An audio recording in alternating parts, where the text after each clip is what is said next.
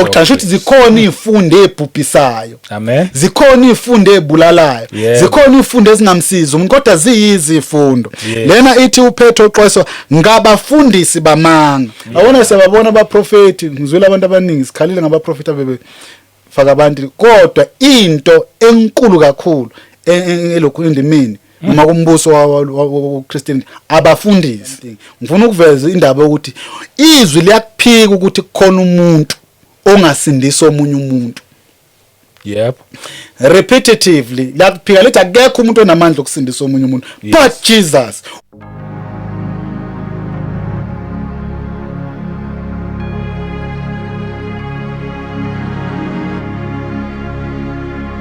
Welcome once again kuKota 2 Media. Igama lami ngumduduzi ngwakaShabangu. Ake sibingelele sibonge nje ipresence kaMoya oNgcwele khona phakathi kwethu. Sibonge umusa weNkosi uJesu Kristu. Njalo nje silokhu sihlangana nje sisoletha lezi indaba ezimnandi kuumusa. Siphinde sibabingelele nje abangcwele kwizindawo zonke, sanibingelela nje nonke ngegama elihle leNkosi uJesu Kristu. Siyabonga nilokho nibuya nibukela. Siyabonga ama comments amahle. Niya-like, niya-share, niya-subscribe, ukukhulisa lo msebenzi. Siyanibonga nje bazalwane. Ngengikhohle futhi nokubonga ama-channel members. Siyabonga nje kakhulu i-support enilethayo. Inkulu ngendlela esimangaliso for umbuso wenkosi. Nabanye abaqhamukayo emaceleni nabo futhi siyanibonga nje kakhulu. Inkosi iyo enaziyo iyayinibone futhi endomunye nomunye izombusisa. Koqalayo ukuhlangana nale channel nawe sakwamukela, subscribe nawe usekhaya, siyakuthanda nje like asikhuluma ngempela indaba nje ezimnandi ezithinta umuntu kanye noNkulunkulu. Siyabonga nje kakhulu i-movement yamakholwa nje le, akukho okunye. Angedwa as usual la ngangisuke ngingedwa khona nje ngama Sundays kuphela, but nje mangesi Sunday ngisuke ngekho ngedwa. Namhlanje nginomfundisi la uBaba Khumalo ukhona. Abaningi nje sebeyamazi nje futhi kakhulu koqalayo kumbona cause ngiyazi khona nje uthi nami manje sengifuna ukulandela ukucheck nje uzowabona ama previous messages akhe maningi. Ungafunda okuningi lapha uyosizala indlela ezimangalisa. Ake sikwamukele Baba Khumalo. Siyabingelela. Siyabonga kakhulu babushabangu. Yebo. Sekade sagcinana kodwa ke uNkulunkulu emuhle. Siphinda siyahlangana. Ngiyabingelela futhi nakubabukeli nabalandeli beKota 2 Media emakhaya. Yebo. Kubazalwane bonke kwibandla mazibulo kaKristu. Yes. Amadodana amadodakazi kaNkulunkulu. Yebo. Siyabonga. Siyabonga nje ufikile Baba Khumalo. Ngiyazi ke mawukhona kuningi nje sizofunda namhlanje and eyona into emnandi futhi kakhulu. Kunjalo Shabangu, sizofunda ngokusizwa inkosi. Yes. Sizofunda hayi ngokuhlakanipha. Yebo. Kodwa lokho inkosi efuna ukuthi sikufunde izosifundisa kona ngoba kubalekile ukuthi abantwana baNkulunkulu bafundiseke bafundiseke. Yebo. Kodwa manje ke kunento esho uNkulunkulu ezweni lakho athi abayokufundiswa umuntu. Bafundiswa uye. Kunjathanda nje ukuthi sibheke nayo leyo mhlambe ukuze ibandla lihambe linokuqonda ukuthi yes. Uma sime elokhunjeni ekukholweni sihamba kanjani. Lezo zinto kufanele sizazi ngoba sikhulelwa abazalwane noma sizokhulelwa abazalwane. Ibandla izwi likaNkulunkulu elibaphikayo ukuthi bangabantwana baNkulunkulu. Elithi izwi likaNkulunkulu abazalwane abayofunela abafundisi ngokubatshwa kwendlebe. Liyabaphika ke izwi likaNkulunkulu labo ukuthi bangabantwana baNkulunkulu. Lithi akufuni abanjalo abantu abawosala isifunde esiphilayo. So sizoyithinta nje nayo ukuthi ngithini mangithi libhaliwe ezweni ukuthi uNkulunkulu uthi uyena uyifundisela abantwana. Yes. Thina masifika lapha as much as sofundisa ngenxa yezipho uNkulunkulu asike impilo omunye nomunye. Kodwa kusuke kungasithina. Makuyithi leso sifundo lesasimsiza umuntu siyambulala. Kunjalo. Hayi mina nje ngikuzwa kahle already sewuthe ukuyibeka. Ngathi nje thatha iBhayibheli lakho ulibeke eduzane. Ngiyazi abaningi ave bevilapha abaningi bathi sizofunda ngeke.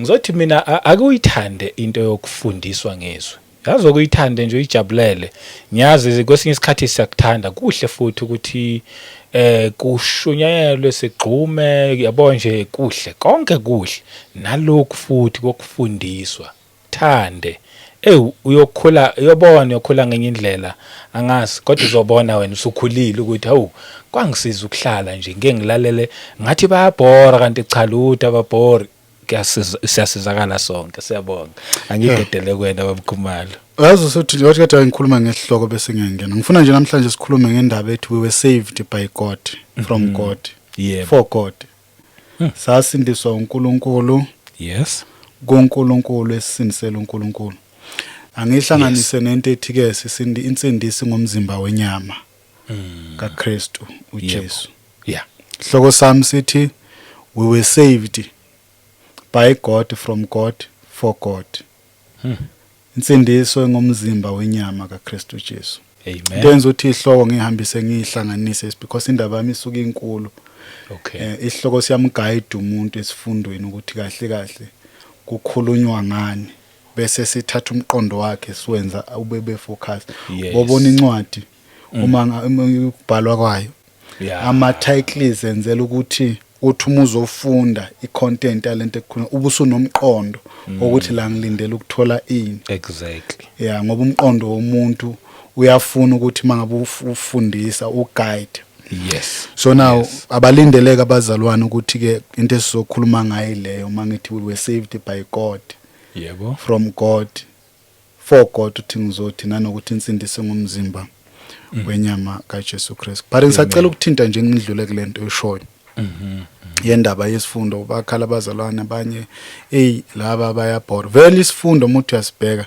asisi entertainment ivangeli ngokwalo alisi entertainment yeah i-entertainment noma lobo mnandi bokugiya nani kuyi replacement ye absence kamoya engcwele ka presence kaNkulunkulu ngoba umntwana kaNkulunkulu uyasithanda isifundo umuntu onomoya engcwele uyalithandiswa amen angiphindele yebo umuntu onomoya engcwele izwi uyalithanda yebo one of the symptoms ukuthi umuntu akanawo umoya engcwele ukungalithanda izwi kaNkulunkulu yes phela izwi kaNkulunkulu linguKristu yebo uma unomoya engcwele izwi kaNkulunkulu becomes so sweeter yes sweet and sweet uthi noma ufunda uwambona umuntu wefundizwe azathi yebo because it is not him responding to the word it is the Holy Spirit and izwi kaNkulunkulu lifana nemfula egobhoza imfula yamanzi egobhoza eswini somuntu yes ngingalethi uJesu Kristu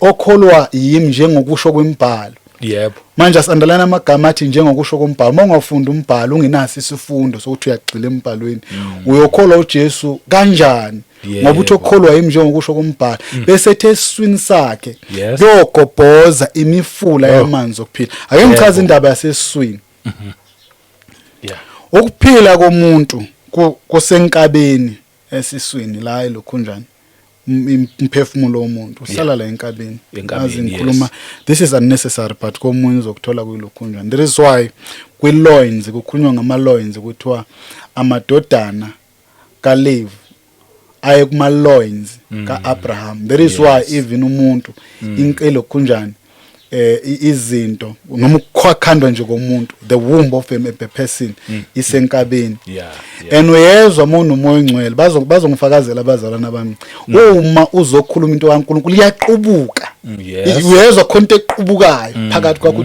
ikhona into evukayo enivuka la yebo ngani ukuphila komuntu kula enkabeni ekujuleni ngoba kolokhunjani komuntu kula enkabeni la kukhandwa khona ekunokuphila komuntu nomphefumulo womuntu ohlala lapho so na uma lithi ke esiswini sakhe kuyogobho loyo kholwa njengokusho kwemibhalo esiswini sakhe kuyogobho ikhuluma nje impela into eqondile ngeke uNkulunkulu akhulume ngesisebeni ekhuluma ngenqondo so ngithi kubazalwane ngifakazelana abalithanda izwi yes basithanda isifundo yebo ngeke ngigcizelele nje futhi lento mhlawumbe sithinte ngizobuya la okay lapha encwadini kaPeter second Peter chapter 2 kunesixwayiso asikhiphayo umpostoli Peter ngifuna nje sisilalela ukuthi uthini mhlawumbe soyihlanganisa nencwadi kaTimothy uzwe ibandla limi ngesifundo. Jesu Kristu uthi hambani ezizweni zonke nishumayela ivangeli. Yebo. Uthi nenze izizwe zonke abafundi. Ngeke ube umfundi ungafundi. Abafundi kodwa uthi abakhe. Yes. Futhi laba abantu ababizwayo bezofunda ngaye. Yebo. Hayi bezofunda ngenye into. Ngifuna abazali bayizwe kahle lento. Bezofunda, bezostudisha ukuthi uJesu ngubani ngoba insindisi ivela lapho.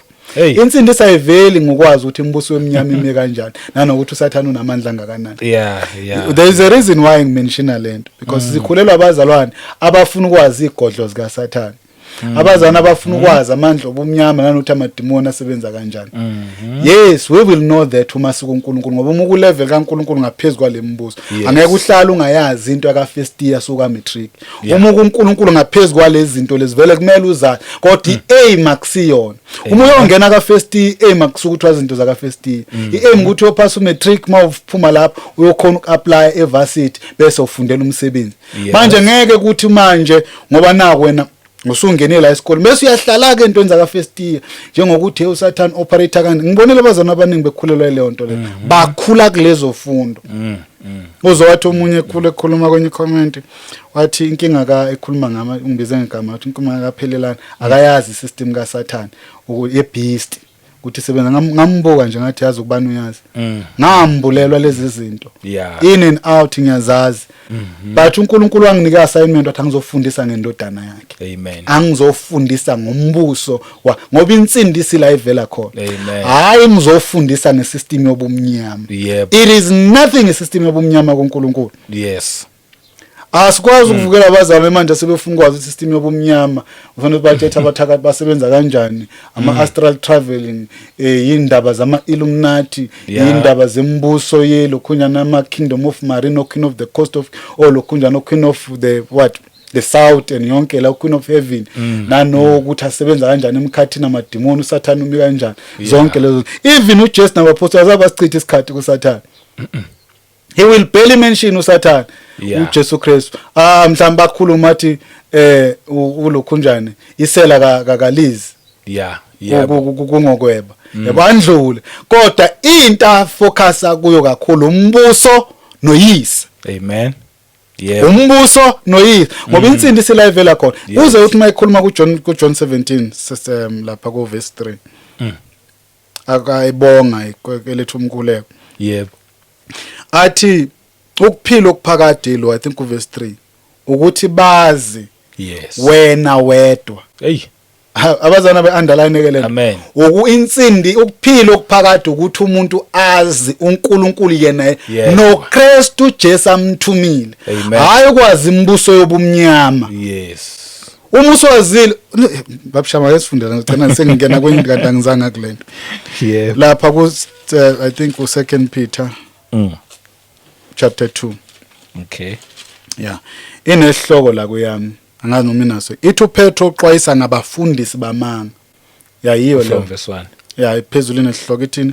Like destructive doctrines. Destructive doctrines. Le gama ethi doctrine lisho isifundiso. There is why umuntu makuthiwa mhlambe khona idoctrine aphila ngakuthiwa you are being indoctrinated. Yes. Ngoba umuntu yena ngokwakhe umuntu uphila ngesifundo bithi isifundo sabazali indlela i-environment okukhulele kuyo ikunika isifundo esithize. There is why makuzokhulunywa makuthiwa kukhulunywa ngama tribes kuthiwa ayabonakala umZulu. Why isifundo sobuzulu singenile kuyena mangabe amazulu ama traditionalist. I mean uba i-traditionalist nawe ukholo ngale ukuthi hey mina ngikwenza ukuthi hey mina azasho mina phela mina ngumZulu angiyenze isifundo. Right. I-environment okuyikunika lezo zinto abantu lokhunjani uphila nabo they are part of environment. Bakunika isifundo sokuthi mawukhula wena indlela lozophila ngayo. Now le ncwadi ithi they are destructive doctor shothi zikhona izifundo ebhubhisayo Amen. zikhona izifundo ezibulalayo zikhona izifundo ezingamsiza umuntu kodwa ziyizifundo lena ithi uPetro uxwayiswa ngabafundisi bamanga shothi abantu laba bazongena benze njani bafundise kodwa izifundiso zabo zobe zinjani ezamanga lento isho ukuthini ke isho ukuthi njengoba ku-emphasize indaba yesifundo isifundo umuntu into aphila ngayo so it is very painful in our days to see abantu abathi abangabazali bengasifuni isifundo befuna entertainment bese uyayibuza ukuthi lo muntu lo what will be the substance what will be the content of Christ kuyena uma isifundo engenaso because umuntu kwi-environment yakuyo bithi umbuso kaSathane uyathatha uyofundiswa nezinto zikaSathane bithi umbuso wakwaZulu uyathatha ufundiswa ngombuso wani umuntu uma efuna ukuba ummeli akafundiswa ngokushaya abantu ngetrain isibhakela uthatha ehleliswe phansi abekele professor bebe lokhuni belo no nama lectures law nencwadi anikwa zona eze law administrative law constitutional law afundiswe ngaleyo nto ngoba into ekufanele ingene kuye emqondweni wakhe isifunda about umthetho na kwi Christianity same thing akekho umuntu ongathi umKristu angasifuni isifundo ke ngifunde nje masishana ukuthi ngilokhu njani yo ithi kopha kwavela nabaprofeti bamanga phakathi kwesizwe ithi njengokuba nakunina kuzakuba khona abafundisi bamanga sizwe ukuthi bazokwenza njani abaza kungenisa ngasese izifundiso zamanga ezibhubhisayo bephika nombuso wabathengayo ithi bezilethela ukubhujiswa kushesha ngicela sime nje la ngifuna uemphasize indaba yesifundo mhlawumbe sihlanganise nale ncwadi ka think yellow Timothy 2 Timothy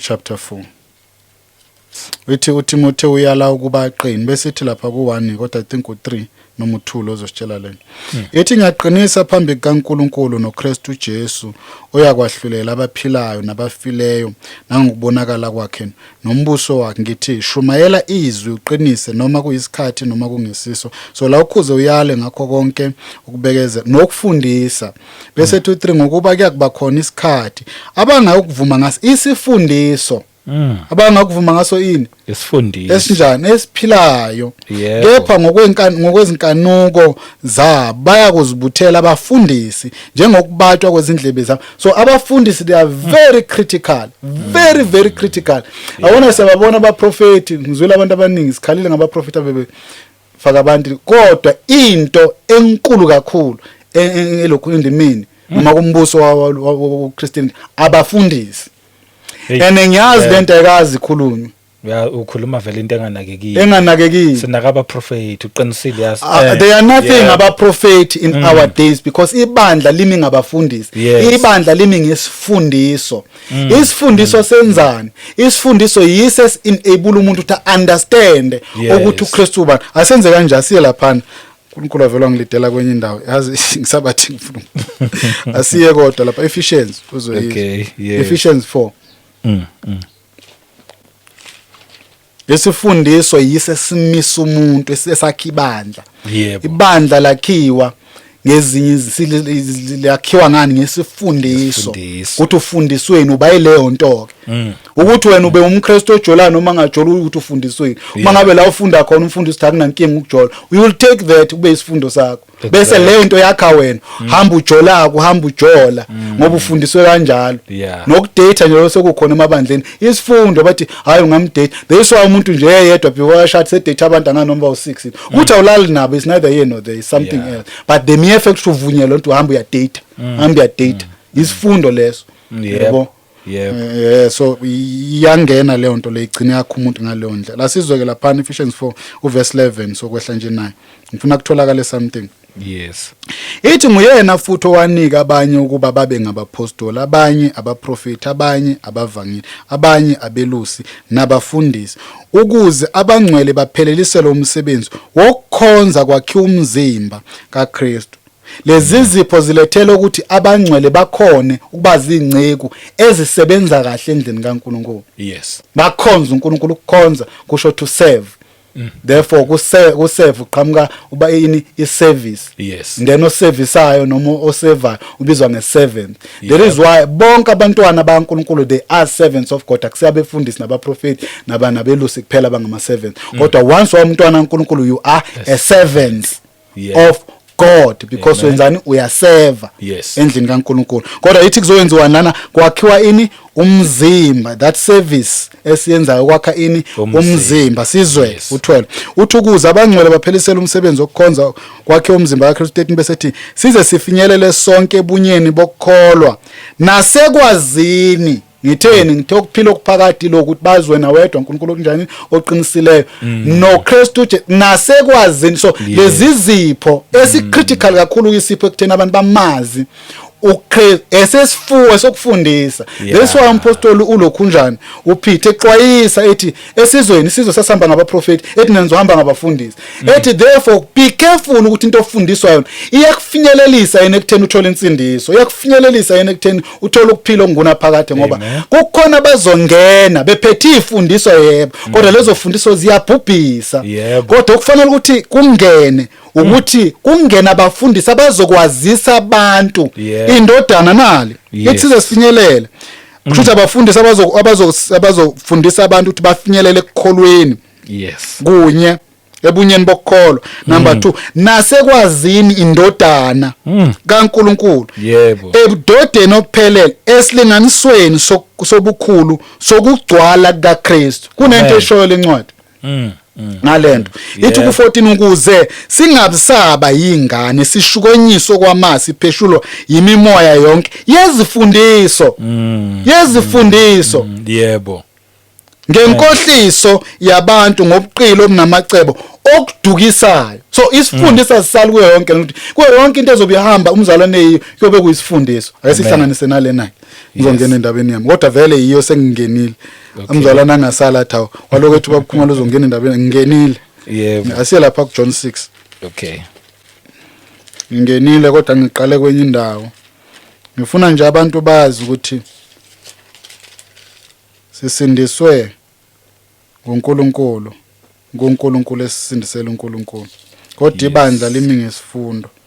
Manje into esiyikhuluma la ibhaliwe kodwa ungafundiswanga yona ngeke uzuyibona. Asifunde lapha ku verse uqala nje ku 44 kunento ayishoyo uJesu Kristu into John 6 ku verse 44 uthi akakho ongeza kimi uma ubaba ongithumile angamdonsi mina ke ngiyakumvusa ngomuhla wokuphela. Now lencwadi masifunda isikhathi esiningi sifunda sketching akekho umuntu mayithi akekho umuntu ozayo kuJesu ayisho ukuthi nje uzokholwa uthi uJesu Kristu inkosi.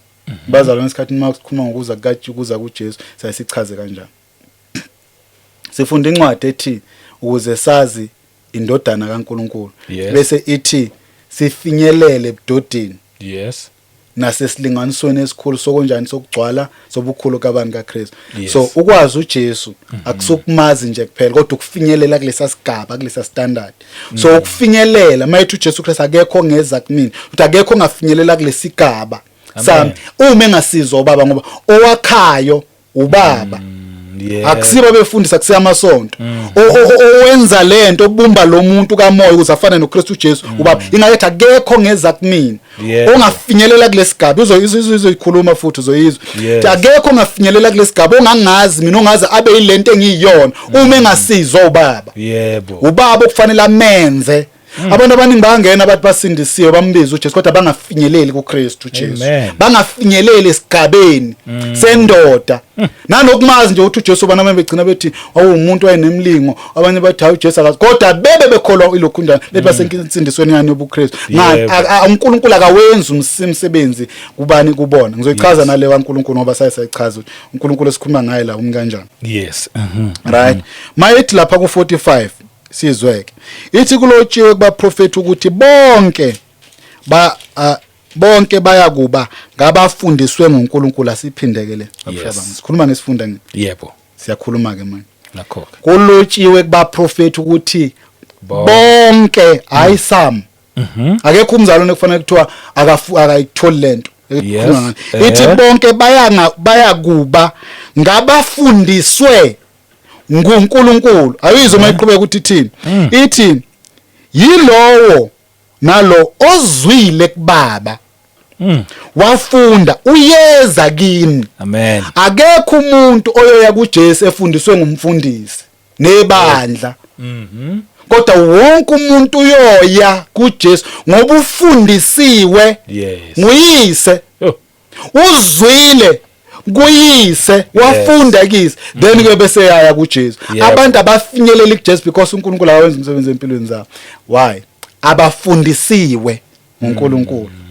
Abafundiswa uye. Yeah. Bafundisa abaningi bahambile bama theology, bathi in theology schools. Acatha ama theology school akufundisa insindi. Ayifundisa umuntu insindi, theology school insindi. We don't criticize them. I don't criticize them. I don't care about them. Umzalwane okwangicela wathi ucela ukuthi ngiye amkhumbuze enye into ngathi Ucela uthi uyakhona. nge-theology school. Oh, okay. Ngathi mina wayesanda ukusindiswa nje futhi uthanda abafundisi laba bama-theologians Oh, okay. odokta labo. Yes. Ngathi mina ungakasindiswa washunyezwa yini, ngakutshela zonke lento okholelwa kuzona ukuthi azikho. Uthe uma uqala ukusindiswa weza kimi kitchen Yep. wazoconfirm confess ukuthi lento engangisho iqiniso. Yep. Ngangifunde theology. Yeah. Ngathi I will never go to theology school because uNkulunkulu akazi athi mina ngihamba theology school. Yes. La sibekwe ukuthi sifundiswe uNkulunkulu. Yes. Mabe kuthiwa theology nginayo mina ngifundiswe uNkulunkulu. Angizange ngayiyele esikoleni. Yes. Lezi zinto abachoma ngazo humanetics, exegesis nazo zonke lezo zinto lezo ngiyazazi, ngiyahlangana nazo across some of the books, in some of the books, but they're not necessary to me. Yeah. What is necessary iloko umoya ongcwele akufundisa umuntu. Yebo. Now le ncwadi ithini ke ithi kulotshiwe kubaprofeti ukuthi bonke bayakuba ngabafundiswe nguNkulunkulu. Isifundo sibalekile yilo nalowo ozwile kubaba wafunda uyeza kimi. Amen. Now kubaleke kakhulu kubazalwane ukuthi bay understand indaba yesifundo nokufundiswa, futhi mabefundiswa bafundiseke. But they must be very very careful. Yeah. They must be very very careful abazalwane ukuthi lo bafundisayo ngabe bafundisa ukuthi bazi ngoJesu noma ubaholela kwenye indawo. Amen. Khona ifundo namhlanje Yebo. ziningi. Asivule nansi incwadi ka Timothy 1. Right. Zikhona ifundo namhlanje ziningi ziyavela. Yes. Amen. Ngeindlela ezihlukile kodwa kusizo zonke ezenkosi nezimsizayo umuntu. Yebo. Akusizo zonke ezimsizayo umuntu. Zikhona ezi-destructive njengoba incwadi sisitshelile. Asifundelana ke. I think verse 20 to 21. Chapter 1. Chapter 6 Timothy wokuqala chapter 6 verse Okay. 20. Yes. Lethi funda kanje na kinehloko ethi sigcina uthi umpostoli mayikhuluma uPaul. Timothewu, londa kahle okubekiweyo kuwe. Ugweme ukukhuluma ukuyize nokuphikisana kwalokho okuthiwa ukwazi. Kungesiko. Zikhona izinto ezibizwa ngokuthiwa ulwazi kodwa zingesizo. Yebo. Bese ukuthi abanye bekuvuma baduka ekukholweni. Baduka ekukholweni. Laba abantu abavuma lolu lwazi okungasilo ulwazi bavuma lesifundo esalethwa kuthona befundiswa abantu kuthiwa nako kunye kumele nikwazi bebafundisa Yebo. bakuvuma ukuvuma kwabo baduka ekukholweni. Amen. So asibeni careful njengabazalwane ukuthi ke sisesifundweni yebo Yes. kodwa sibe sifundiswa ubani futhi Yes. usifundisa ukuthi sazi ini ngoba umzalwane ungesifunda. Yebo. Ayasiye lapha ke encwadini kaLuke 24. Okay. Ncwadi kaLuke 24 sithinte lento yokuthi uNkulunkulu yena wasindisa kanjani. Mhlambe ngisese lapho ngiyayingwarisheke mina. I think ke kuubizo lwami babu uShabanga kuubizo lwami and ngiyajabula sengiyal understand Yeah. uma ngibona abantu bejabulela into ibonayo ukuthi lento umuntu ayimsizi. Yebo ulwazi oluright oluyilo kodwa ayimakho umuntu kumoya ukuthi umuntu afinyelele la elokhu nje ngayiphinde lento. Yebo. Ukwazi isigodlo sika Satan ukuthi kukuphi akumniki umuntu insindisi. Ama-Satanist ayasazi. Yeah. Yeah. Futhi ukwazi izulu ukuthi likuphi akumniki umuntu insindiso. Yep. uSathane uyalazi izulu waphuma kulo. Right. I'm sure namademoni amanye ayalazi izulu. Impela. Ngaboniswa izulu kodwa kukhona into elethwa kumuntu leyo nto leyo kuyiyona manje njani eyakha insindiso kumuntu. Yes. uthi uJesu Kristu mayekhuluma ngephinda ukuphila okuphakade lokho mayethi look, this is the language, Bible language, no biblical language. Uyakhomba uthi this is eternal life.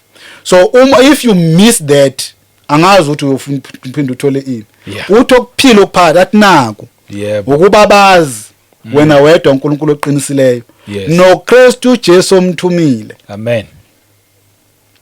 Ku 1 John chapter 5 uthi mayekhuluma ngoNkulunkulu uJesu kufika ngizimle ngizocela ukuyikhotha ke ngelokhu njani ngizocela kuyena seyifunda ngoba ukhona indlela ayibeka ngayo. Yebo. Ke sifundelana ke ngifuna sifunde ngithe uLuke 24 verse 44 angazi babushaba sengikhuluma khona ukufuna ukusho hayi no kusase kahle ngisazwakala yeah sizofunda nje amavesi ambalwa sakhapha zinento engifuna ukuyiveza la. Yebo. Uma uJesu Kristu efika emhlabeni kwakungafiki oqalayo ukuba khona kwakungafiki oqala ukuba khona. uJesu Kristu is the only man owaphila emhlabeni owathi mayezoza kwamenyezelo. That is why masikhuluma ukuthi umuntu ozama ukufanisa uJesu noShemba akazazi ukukhuluma ngani. Amen. Umuntu ozama ukufanisa uJesu noMohammed akafaniswa namuntu uye yedwa. Yebo. Uye yedwa indoda yathi mayizokuza emhlabeni kwamenyezela hayi one man. For so many years kumenyezelwa 2 years. Yo. Impela.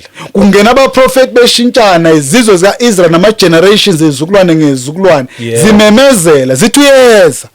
Israel ehambe kumbhekambeni kwakhe lokho ebheka ukuthi uMesiyofika nini. Kumenyezelwa. Israel nje into responsibility yakhe enkulu kwakukuthi nje uKristu afike ngayo emhlabeni. Kodwa ukuze before afike wayememezela athi ngiyeza. Yebo impela. Azathi ilanga lami athi usuku lami livutha njengamalangabi. Yebo. Amen. Kuvela uMalaki, kuvela uIsaiah. Yebo. Kuvela uJeremiah, kuvela bonke ohabe kuvela uNahum bememezela. Amen. Even uDavid bamemezela. Ekhuluma uNkulunkulu ngokwahlukana endaweni eningi ethi uyeza. Uye yedwa why? Because we were saved by God. From God. For God. Now engikhuluma something ngeke lento before ngene kulokho nyama. Abantu abaningi hence ngithi indaba yensindi yokulokhu njani. Yensindi sibaleke sifundise ukuthi kahle kahle kwenzakalani. Abantu bagcina bathi bejabulela ulwazi olungabasizi ukuthi umuntu azi amandla kaSathane. Gcina ngawazi amandla kaNkulunkulu noNkulunkulu insindi bese yamisa. Now omunye uzothi kanti mawusuthi manje we were saved by God. From God, what are you saying? Isn't it we are saved from Satan? No, we are not saved from Satan. I-compensation le uJesu Kristu igazi lalikhipha akalinikanga uSathane. Sasingakweleti thina uSathane. NoSathane unendaba zakhe angeke akhokhelwe umuntu kuzona. uSathane une destination emlindi la afuna ukuya kuyo nathi lo destination engakiwanga uyena. Kodwa yakhiwa yilo ngithi siseve kuye. The destination of them lake of fire. That destination, that area, that place was never built by Satan. Isihogo hell was never built by Satan. Yebo. Right? Walahlelwa kuso. Right? Yebo. Naye wenziwa kukhona isikhathi la angakabi khona uSathane. Naye wenziwe uNkulunkulu. Yes. Now esisindiswa kuye ngifuna iveleke kahle le. uNkulunkulu. Amen. uNkulunkulu obezosilahla ngoba thina besone yena. Kahle kahle. uNkulunkulu ebesimonile sinecala kuye hayi uSathane. uSathane wathatha iopportunity ngomthetho ukuze thina sona uNkulunkulu. Hayi uthi sona kuSathane simkweleti thina uSathane. Impela. Thina besimkweleta uKristu Jesu okwadinga ukuthi azofa ngoba siyamkweleta ngenxa yesono. Igazi lakhe libe compensation.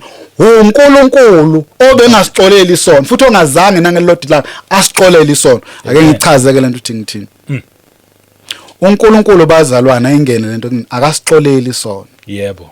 Uma uwathi uNkulunkulu uyasixolela isono then umenza uNkulunkulu abe uNkulunkulu omubi. Menza uNkulunkulu angabe nalo iqiniso. Hey. Umenza abe uNkulunkulu angabe nabo ubulungiso. Phela umuntu oxolela intembi ongathi wena njengoba wenza okubi udeserve nayi punishment lo muntu la kalunganga. Ngizokwenza example. Uma ikisigebengu sirape umuntu. Kumemeza imphakathi uze kumemeze nezingane ezincane. Ngikhuluma ekuthiwa urape umuntu ambulala.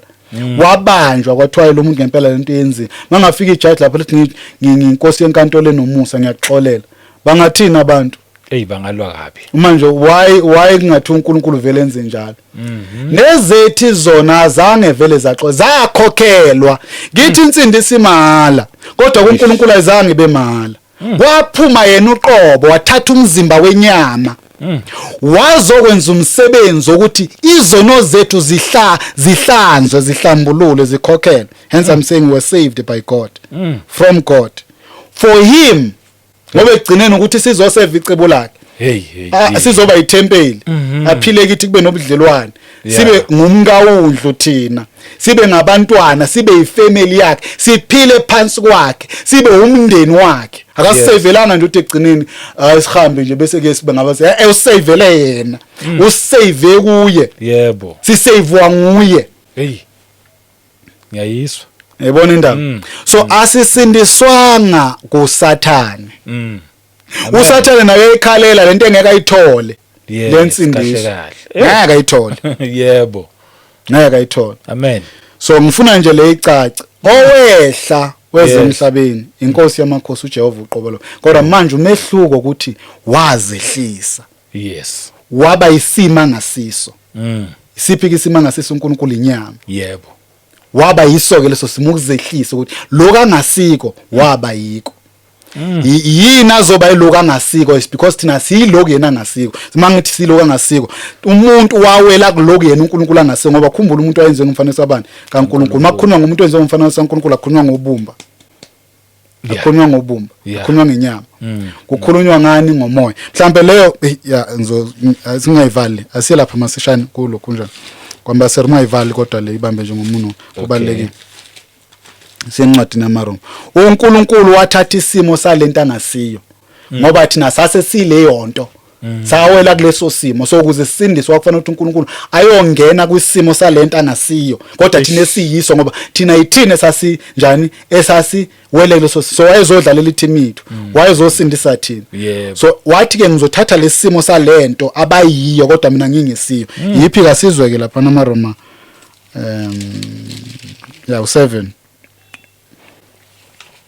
yes verse 14 ethi ubugqila bomuntu phansi komthetho ithi ngokuba siyazi ukuthi umthetho ungokwamoya kepha mina ngingowenyama bese ithi ngoba ngingowenyama ke othengisiwe phansi kwesono thina uma siqala sona saba ngabenyama sangabisa saba manje kuphi kumfanekiso kaNkulunkulu sawa ebuNkulunkulwini saba ngabenyama sathengiswa phansi kwani kwesono yebo isona asivelanga uNkulunkulu engekho sona kusinto yavela ngoSathane isono yinto eyavela ngomthetho kaNkulunkulu mhla ethi uNkulunkulu mhla wadla uzofa lelo lizwi laveza isono yebo so there is why ngichithe indaba ukuthi athengwa kuSathane yebo athengwa nguSathane wayengekho uSathane mhla ekhuluma uNkulunkulu ekhuluma nomuntu ethi mhla wadla uzokufa siqhama sesimfaka nje na ave lezi fundise evelayo namhlanje lezi ngithi ngifuna ukuthi abazali bayiqala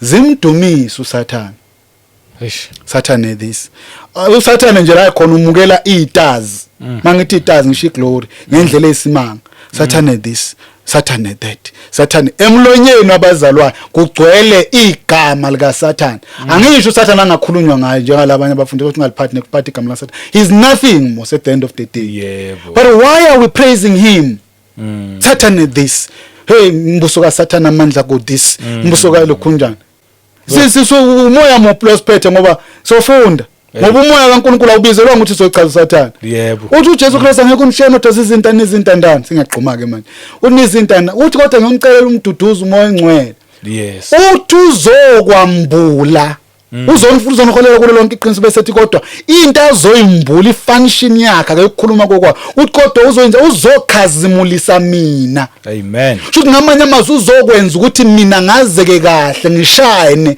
ngigcwaliseke kubantu ukuthi nguba uzoveza amandla amaveza ubukhulu bami aveze konke nginako kini wayesekhuluma ngosathi saye ukukhuluma ngoJesu kodwa sithi nomoya engcwele ngomoya engcwele nazisikhathi kaSathane anazi isikhathi aka first umoya engcwele uphezulu kabi yebo ngiyakuzwa njengalokhu uJesu nabaphostoli bakhuluma we have to also have that discussions in our mouth. Yebo.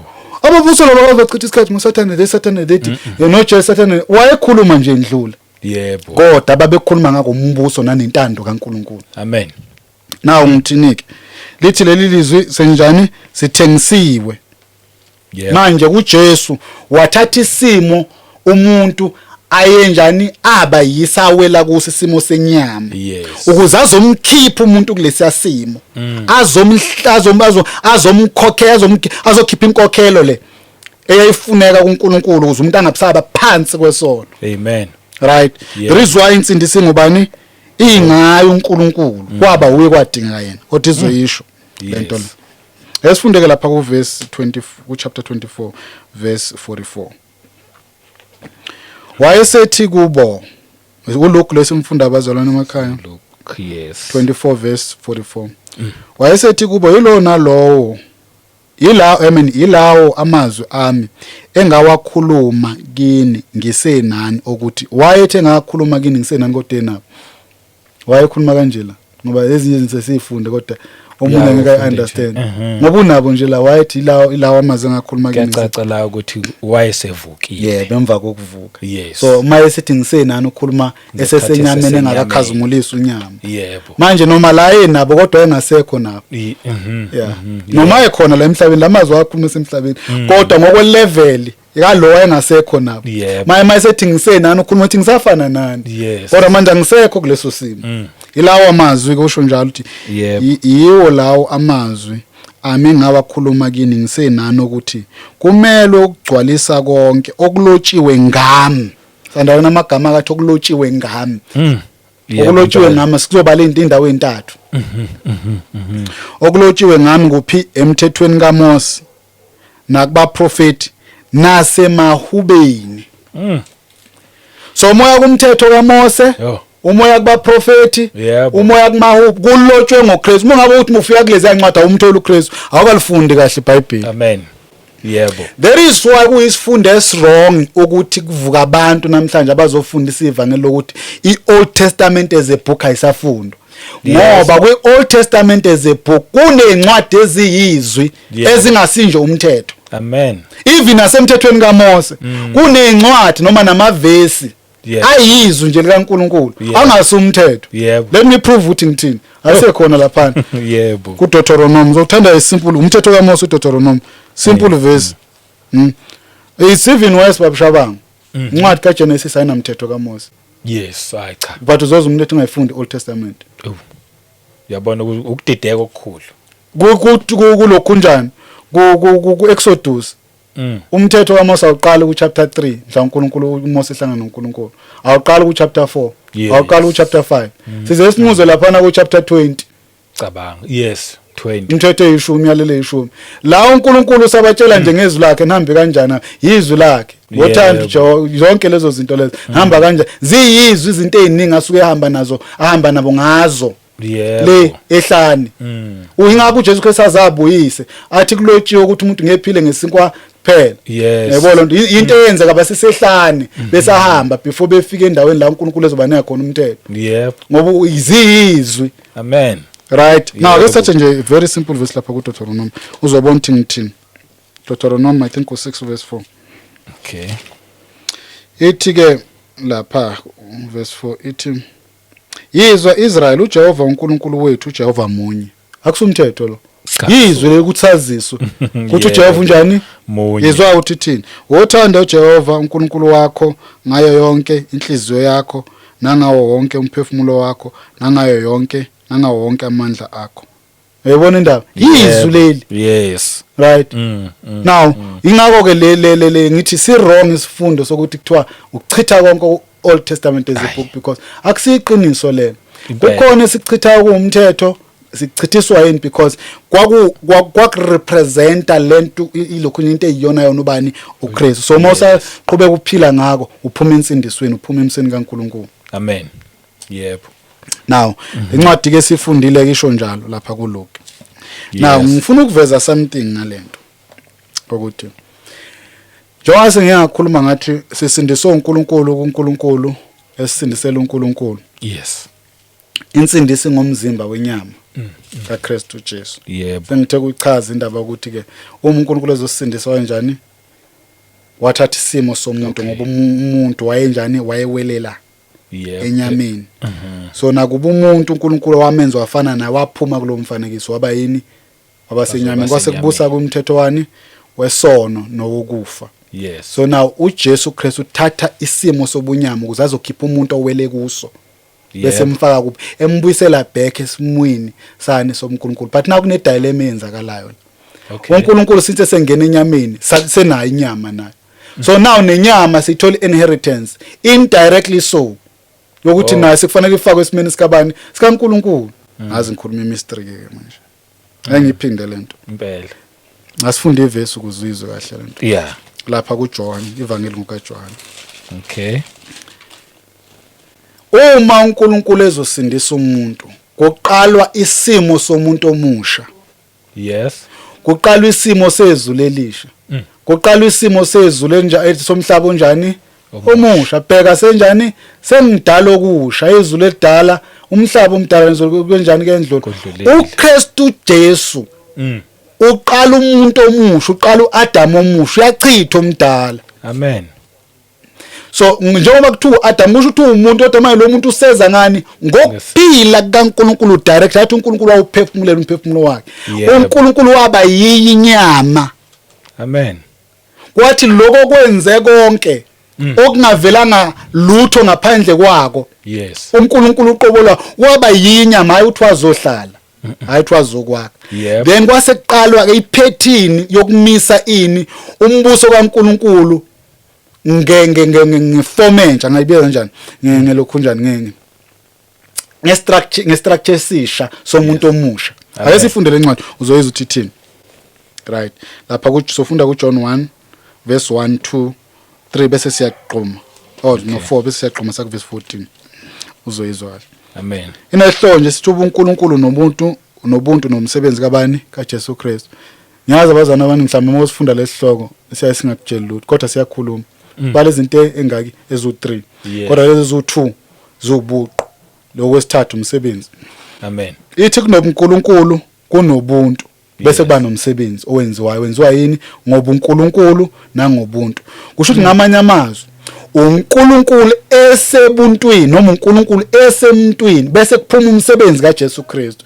So ngamanye amazwi kulo yemzimba wenyama kaKristu Jesu okuwubuntu kwakusebenza uNkulunkulu.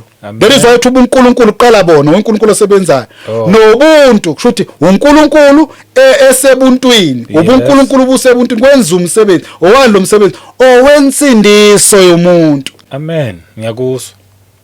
There is why kule ncwadi kaJohn ila uJesu Kristu evezwa khona uthi unguNkulunkulu. Yebo. Asizweke. Yes. Eqaleni wayekhona ulizwi waye kuNkulunkulu ulizwi waye nguNkulunkulu wayengaphuphi uJohn la futhi uJohn la wayengacabangi uyaboniswa lento irevelation le uthi nansi le ndaba lo sithi thina umuntu eqaleni wayekhona waye kuNkulunkulu wayenguye. Amen. Irevelation le. Yes. Awuthi uJohn qala ubhale Revelation mengali kulokhu njani incwadi ngalo kusami iRevelation le. Even nanokundaba ukuthi asizwe nje asizwe uzoyizwa kahle lento. Ithi yena loyo wayekhona eqaleni uNkulunkulu wayekuphi uJohn ezekhuluma ngalento. Wayengekho ngayo. Utshela uJesu isambulo. Lento uyibonisa ukuthi lento kanti ayinje.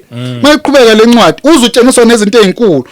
Uthi konke kwavela ngaye seyatshengisa ukuthi luyena lo lizwi yena wadala usezuthi ke mayiqhubeke phethu uthi ngaphandle kwa akuvelanga lutho kuko konke okuvelile uyaboniswa ukuthi lo lizwi nina nihleli naye nicabanga ukuthi undodana nje yakubheka izinto ezinkulu azenzile. Uthi konke kwavela ngaye ngaphandle kwakhe akuvelanga kuko konke okuvelile including insindiso. There is why it was necessary kuze yena ngoba kwase kuzoveza izinto ezintsha ngitheni umuntu omusha kuzovezwa izulu elisha kuzovezwa nomhlaba omusha kuzonika umuntu ukuphila okusha kudingeka yena okuvela ngaye konke akuveli lutho okuvela ngaphandle kwakhe. So uma ukuthi uJesu umuntu nje kwakuzovela kanjani izinto evelayo njengoba sesinazo ngaphandle kwakhe. Sesisindiswa ubani ke uNkulunkulu esisindisa uNkulunkulu esisindisela uNkulunkulu Yes. kodwa ngomzimba wenyama. Amen. Ngomzimba wenyama. Yebo. UbuNkulunkulu nobuntu umzimba wenyama nomsebenzi wensindiso. Yes. Asizwe isithi yena lo nkulunkulu okwenza kwenziwa ngayo zonke izinto wayekhona ekuqaleni. Yebo. Konke kwavela ngaye asizwe kufo ukuthi uthini. Ithi ukuphila kwakukuye ukuphila kwakunjani? Kwakukuye. Hayi kwenye indawo. Kwakukuye. Asizwe ukuthi ukuphila kuyini. Ukuphila kwakungukukhanya kwabantu. Ungayifundile incwadi ugijima ekhaya. Yebo. Ukuphila kunegama. Kodwa lokho kuphila ithi kwakuku ingako kwadingeka yena. Yes. Lo zonke izinto ezavela ngaye. Kungekho nakunye okuvelile ngaphandle. Ukuphila ke komuntu, ukukhanya. Komuntu ukuphila. Kukuye. Yo. Izwi 14 ukuthi uthini? Yebo. Verse 14. Uthi ulizwi ke lokukhulunywa ngathi wakhona eqaleni kuNkulunkulu nguNkulunkulu. Ithi ulizwi waba yinyama hayi uthi wakha. Hey. Noma wayenza njani? Loyali uma uJesu Kristu hamba emhlabeni. The flesh of Jesus Christ was the word manifested in the flesh. Meaning that the word became flesh. Amen. That is why even igazi lakhe likhipha ukuphila ngoba igazi likaNkulunkulu njengalokho isho incwadi yezenzo 20 verse 28. Nayo lana mhlambe kaNkulunkulu mayengcola limisele ukuthi bayababonisa. uNkulunkulu ayizuzelelwa ngegazi lakhe. There is why inhlawulo eyavela ngegazi lika Jesu Kristu yakhona ukukhokhela ini izono zabantu ngoba ungasinhlawulo evele kumuntu kodwa inhlawulo eyivele kuNkulunkulu ngqo ngoba lo yemzimba wenyama kwakuNkulunkulu obecome wona ngazobe kanjani. Yebo. Obe yiwo lo yemzimba wenyama. Iyazwakala. Asizweke ngisupport izoveza something. Ngifuna ukuveza indaba ukuthi izwi liyakuphika ukuthi kukhona umuntu ongasindisa omunye umuntu. Yep. Repetitively lakuphika lithi akekho umuntu onamandla okusindisa omunye umuntu but Jesus. Why? Because we were saved by God, from God, for God. Okay. Ulizwi lo enguNkulunkulu waba yinyama. Yebo. Ngoba kuye kuvela izinto zobuNkulunkulu. Amen. Nensindiso. Yebo. Akekho umuntu onamandla okusindisa. Insindiso i-responsibility function kaNkulunkulu exclusive. Amen. It can never be shared concurrently nabanye abantu. It is exclusive. Makukhulunywa ngensindiso bokwazi ukuthi lapho uNkulunkulu hayi uMoses. Amen. Makukhulunywa ngensindiso bokwazi lapho uNkulunkulu akukhulunywa ngoGideon. Yebo. Makuthiwa nje ukukhulunywa ngoNkulunkulu ngensindiso bokwazi ukukhulunywa ngoNkulunkulu uqobo lwakhe. Insindisi nguNkulunkulu. Amen. So ifunda incwadi izozivezela le nto le. Asiye lapha encwadini kaMaSams. Ngitheni ke sifunda ivesi elithi uJesu Kristu uthe kulotshiwe ukuthi kumele wenze njani igcwaliswe konke. Yes. Okulotshiwe ngami. Uthe emthethweni kabani? kaMose. Wathi nakubani? Nakubaprofeti. Wasethi nakubani? Nasemahutsheni. Yes. Asizweke la. Sesiveza indaba ukuthi uJesu Kristu uNkulunkulu eninsindisi ungasizwa aMaSams ukuthi ayavumelana yini nalento. Amen. Psalm 68. Okay. Amahubo. Ayisiqale ngapha. Kuwa Psalms kodwa 49. Oh, okay. Afunda 7 and 8. Ngoba kubalekile ukuthi lento abazalwane bayazi. Abazalwane kubalekile ukuthi bazi ngoJesu. Impela. Nanokuthi abayikhonza yini. Nabantu abakuyona yini. Amen. Now lencwadi ithi ke lapho verse 7 ithi umuntu angemhlenga umfowabo. Ake ngifundela ngesingisi fune nje lo part ephezulu 7. None of them can by any means redeem his brother. Yebona, none of them by any means you can become a trillionaire. Yebo. Ake ngichaze something. Izwi likaNkulunkulu lithi ngendlela uEnoki ahamba kahle ngayo noNkulunkulu. Yeah. Waze wangabonakala. Yeah. Wahamba kahle meaning that before the sight of God he was a perfect man. Amen. But ayizange vele insindiso ngoEnoki. Hey. Yeah. uEliya wahlwithwa. Wahlwithwa kwathiwa wazi futhi ukuthi uzohlwitha kodwa ayivelanga insindiso ngoEliya. Yebo. uDavide indoda eyenza imanga phambi kaNkulunkulu waba pleased uNkulunkulu ngayo. Yebo. Moses was pleased uNkulunkulu ngayo. Yes. Kodwa ayivelanga insindiso ngoDavide nangoMoses. Yep. Solomon was the most richest. Was the richest king, very wise king. Yes. Kodwa azange sayithola insindiso. Ingakho masekhuluma uJesu athi you've heard about Solomon. Yes. But greater than Solomon is here. Yo. Engazange abe nankomo kuJesu emhlabeni asikaze sizokuthiwa waba nanengulube. Yeah. Engazange abe na palace. Asikaze kuthiwa wa inventor even I drone yandiza. Okay, ningakwenza mangakhuluma njalo ngizobe nginama. Jesu Kristu wakhakhanda inyoni, wayiphefumulela yaphila kunje lezo zinto azange sifakele zona. Yeah, wakwayikhanda nje impela isparrow wasiphefumulela bedlala nabangani bakhe. So, yeah. Ziningi izinto azenza kodwa asiva ngili. Asi Yeah, njengale ndaba le information la ayikhuluma nama elders ngasikhathi ezana 12 years. Yes. Ayengakhuluma information ye religion lapha ayikhuluma ngokwakhiwa batshela ngama pillars ukuthi amaphilo umhlaba wakhiwa kanjani nama galaxies ngalive. Leso abafe bababazi bathi nimthatha umntwana ohlaniphekani bayabuza imibuzo ngalezi zinto bengazazi bese abaphendula kodwa sipalelwa ngona basiva ngili. So nguphike ngila. Ithi umuntu angemhlenga umfowabo angemnike uNkulunkulu inhlawulo ngaye. Sino Elon Musk abanemali. Yeah. Kodwa banayo inhlawulo okuhlawulela abanye abantu kuNkulunkulu. Umuntu akaqualify. Amen. But uJesu waqualify. Why?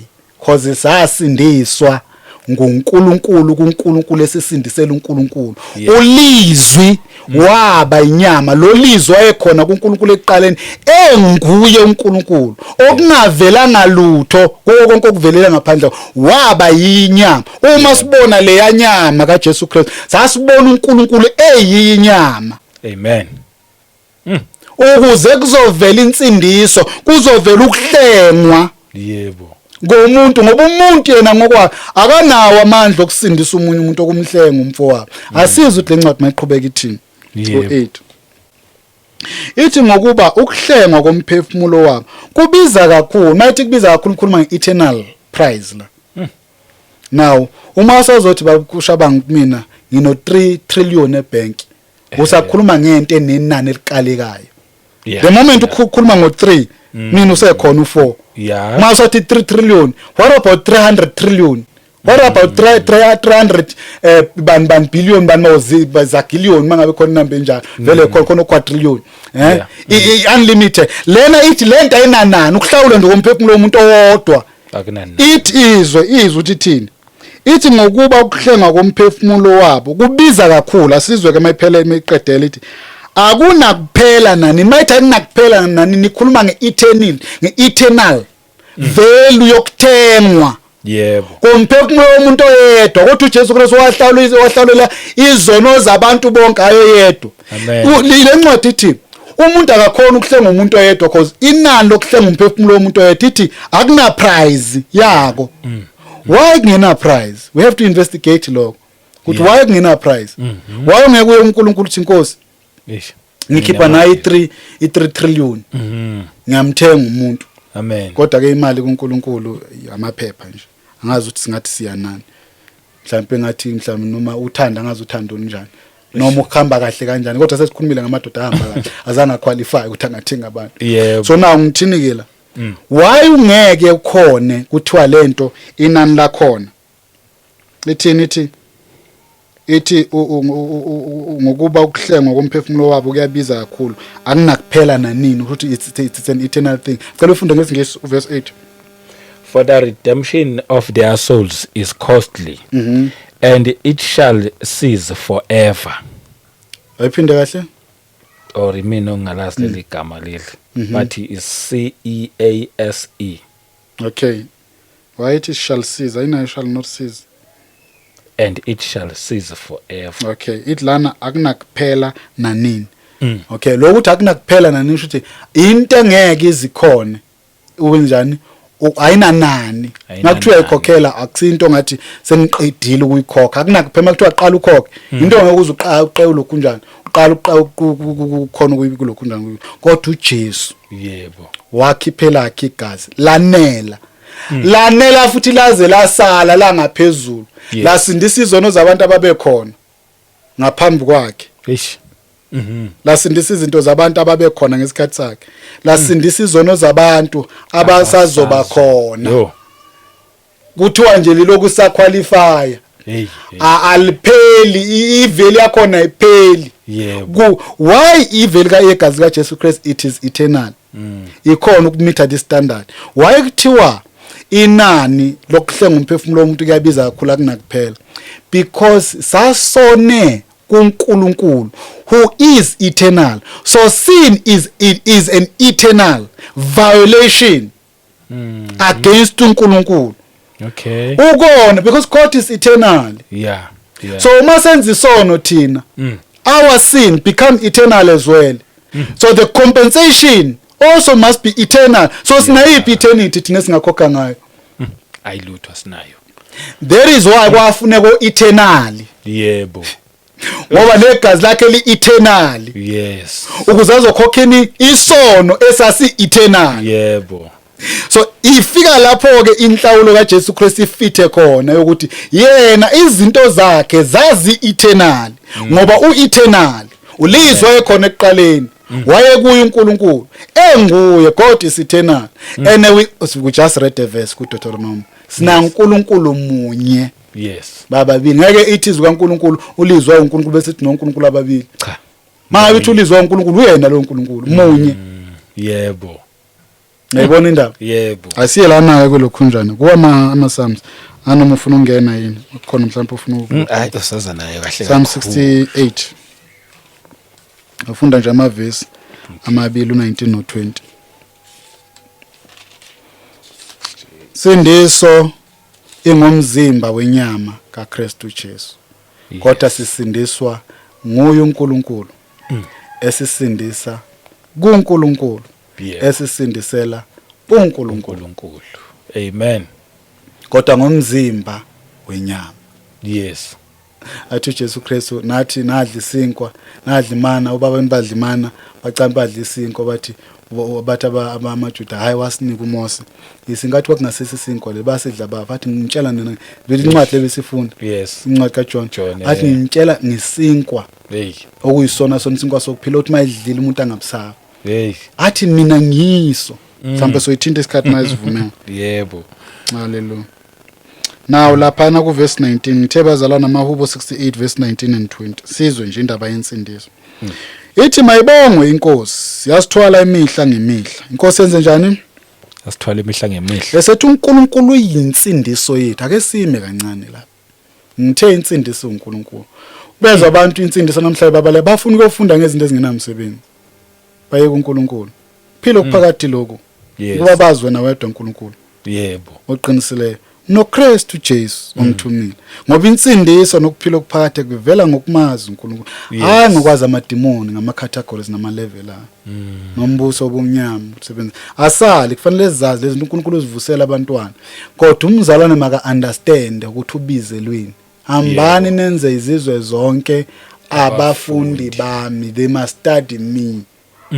Yebo. Wabapha abanye ukuthi babe ngabapostoli abanye abafundisi ukuze ibandla abangcwele baphelelisele umsebenzi wokukhonza kwaqhumzimba kabani kaKristu. Yebo. Ukuze abangcwele bafinyelele ebunyeni bokukholwa. Yes. Bazi indodana kaNkulunkulu. Yebo. That is where we are called ukuthi siye khona. Asibizelwanga kuzo zonke lezi zinto namhlanje. Futhi ngale information siyashayana ngayo. Awona nje into enye esengike ngayibuka. Ukulokhunjana and I know ukuthi anina kuavoid leyo nto. Ama podcast abanye bayasebenzisela ukuveza ulwazi nokukhashana. Okay. Uthi ke yebo nto sinayo nje lo nto uma ufuna ukuveza unihlanipheke kanjani ivangeli lami elinye ibandla lami. This should not be the platform ukwenza. Kanti futhi nathi njengabazalwane yinye into ekufanele siyiphakamise uJesu. Amen. uJesu Kristu manje ngiphakamise mina ngizokubabuthi. Aphinda athi njengalokho uMose waphakamisa inyoka ehlane. Yes. Athi kanjalo indodana yomuntu fanele enze njani? Iphakanyiswa. Bese enze njani? Yilona loyo oyokholwa kuyona. Yes. Ase ubona ukuphila okuphakathi. So kumele aphakanyiswe ubani? uJesu. Manje siphakamisani thina? Bese kuthiwa Satan this. Demon this. Ukudla this. Yebo indaba. Okay. Akusi wrong. ungakusho undlule kodwa buya phela yebo buye ekhaya buye embusweni buya kuKristu nangu uJesu khomba abantu kuJesu yebo expose yambula uJesu mbula insindiso kuvela ukuphila ongunapha abantu bafanele bathola uJesu amen ukuze basindiswe abantu bafanele bazi ngendodana yebo nangesilinganiso sobukhulu nokugcwala kaKristu ukuze basindi uNkulunkulu wasinika uJesu Kristu abe insindiso yethu fundisa ngoJesu yebo profeta ngoJesu amen shumayela ngoJesu ubona umzalwane eshumayela umthole esekhuluma abangumzini umzalwane estradini etshela abantu ngendaba zamagama amabandla namafundisi ukuthi bayafomeka kanjani i-Roman Catholic yafomeka kanjani umsiza ngani umuntu ngaleyo nto leyo uphuma endlini uyageza umosha insipho ayini umosha ugesi uyoma estradini utshela abantu i-Roman Catholic yafonywa kanjani basala abantu baba nolwazi ukuthi ekunomunye inceke besitshela ukuthi i-Roman Catholic ushumayele nini ngoJesu bizela abantu kuJesu abapostoli babazi into eningi ngabe zazenziwa ukukhohlakala kwama uJesu wazi into eningi ngabe zazenziwa ukulokhu njani ukukhohlakala kwabapriest inkohlakalo yamanyala amanyundulula ababeyenza lesikhathi ngoba babehamba ngombuso kaSathane abapriest akabhodarishi ngabo yebo impela asikaze siza uJesu Kristu ehlupheka ukuthi abapriest babona sebekhonza uSathane yebo basebemkhonza basebenikela abaningi ngoba ukwehla kufika kaJesu Kristu ingalesikhathi vele bathini crossroad isikhathi nesiningi uNkulunkulu mayefika nasekubuyeni kwakhe kube ku crossroad you must know ukuthi la sekuthiwa khona kusena solution right uKristu yafika noNkulunkulu yavela ubofunda nje pattern okuvela kaNkulunkulu abantu bayahlangana eBhabheli bonke bakhuluma izwi linye kwakungasekho umuntu angababonisa otherwise futhi kwasekuphelile kukhona umuntu oseyini emhlabeni then sekufuneka uNkulunkulu nokubuya ke kaJesu uma ekuthiwa sezobuya zobusa abantu bonke bobe sebevumelana sebephila ngombuso kaSathane nokufika kaKristu la kwasekuthiwa khona umthetho kaNkulunkulu ukuthi singasayisebenzi sekugcwele ifundiswa nezazimthetho zikhanda imithetho engekho kuyela nokufunda kwabo eshintsha yonke lemithetho kaNkulunkulu wafika uKristu yebo so kufanele the environment iba ripe then bese kufika uKristu so ngithini wayazi izinto eningabi ababezenza ngokukhohlakala lezi abanye abaprofeti abake ba prophet nini ebusukani lalo Jeremiah bebekhuluma nebusukani lali nithatha namadodana enu niwanikela koMoloki niyawashisa azange uJesu ayihluphe ngalezi zinto eba expose hayi ngoba kungekho necessary no right yebo hayi ngoba mhlambe ngingathini akungekho necessary ukwenza lo uNkulunkulu yabakhipha abanye abantu bakusho kodwa the most necessary thing ukuthi abantu bazi ngoJesu because we were saved by God from God for God abantu abayazi leyo nto sasindiswa kanjani ngomzimba wenyama kaKristu Jesu angifundeke la ngingagcina ngikhuluma kakhulu ithi uNkulunkulu yiyo ini uyinsindiso yethu when we talk about insindiso salvation we are talking about God himself. That is why that verse says that word which was God became flesh kuze kuzowenzani kuzovela ini insindiso asizwe ukuthi u20 athi kuthina uNkulunkulu unguNkulunkulu wezinkululo athi ukukhiphe ekufeni kungokuka Jehova inkosi konke ngikhulumile ngathi ke mina la kusindisa it is an exclusive function or responsibility kabani kaNkulunkulu yezwa lencwadi thini ethi kuthini uNkulunkulu uNkulunkulu wani uma ukhuluma ngenkululeko ayiveli inkululeko ngaphandle kaNkulunkulu yebo right ethi ukukhiphe ekufeni kungokwakho uJehova amen uthi uJesu Kristu okholwa yimi uyaphuma kuphi ekufeni angene kuphi ekuphileni ukukhipha ekufeni yebo why then is Jesus Christ not Jehovah why Jesus Christ is not God no ifunction okukhipha ekufeni uNkulunkulu ayaNkulunkulu kuphela umuntu ongakhipha ekufeni ngokukhipha wathatha amandla ukukhipha umuntu ekufeni okay ngizogcina ngifunda ngale ncwadi lengifunda khona ake ngithinte ngoba manje asiye lapha kuma Psalms ngize eqeleze ezinye asiye lapha encwadini nama Psalms 24 izozwakala kahle lento othi uJesu Kristu kufanele kugcwaliswe konke okulotshiwe ngami uthi emthethweni kabani kaMose abaprofeti amahubo. Ngizobona nabaprofeti bayasho olukhu njalo Isaiah. Yes. Mhlawumbe vele saqala kuye kodwa kulungile. Ngifuna sihlanganise. Asiqale kuye babo lokhu ungayivali. Okay. Isaiah ngoba ifuna usithinta ngikhuluma ngale incwadi entathu. Manje le ka Isaiah iyayifakazela le besifunda. Okay. Ukuthi uJehova uyinsindiso. Siye lapha ku Isaiah uthumba u12 ezwayo uthi thini. Wefunda nje ngisheshe. Ethi ihloko lapha nithi uhubo lokusindiswa kaIsrael. Ihubo lani? Lokusindiswa kaIsrael. Uthi ngiyakubonga Jehova ngokuba wangithukuthelela. Kepha intukuthelo yakho ibuyile uyakungiduduza. Uthu athi bheka uNkulunkulu uyinsindiso yami. Sifunde incwadi kumaSamu sethini ukuthi uNkulunkulu uyinsindiso futhi yes. Ngiyezwa kithini la ithi bheka uNkulunkulu uyinsindiso yami. Yizwe ukuthi mayiqhubeka ithini ithi nginethemba ngisabi ngokuba uJehova ungamandla ami nehubo lami. Yes. Ubani amandla ethu thina namhla kusuJesu. Uye. Akasiyo yini amandla kaNkulunkulu nokuhlanipha kaNkulunkulu uJesu. Uye. Asina amandla ethu ensindisweni. Uyiwo yebo. Asizwe ku 3 uthini. Uthi ngalokho niyakukha amanzi ngokujabula emthonjeni ensindisa asime kancane la. Sikhulumile lencwadi. John 7 verse 37. Oh. Lo yokholwa yimi. Yes. Njengokusho kumbhalo. Eswini sakhe kusho uJesu nje imuphi lo mbhalo oshoyo. Mthetho kaMose. Baprofeti sifunda umprofeti la. Uthini umprofeti? Uthi ngalokho niyakukha amanzi ngokujabula emthonjeni yensindiso. Yebo. Nangu uJesu uthi okholwa yimi njengokusho kwani kwemibhalo.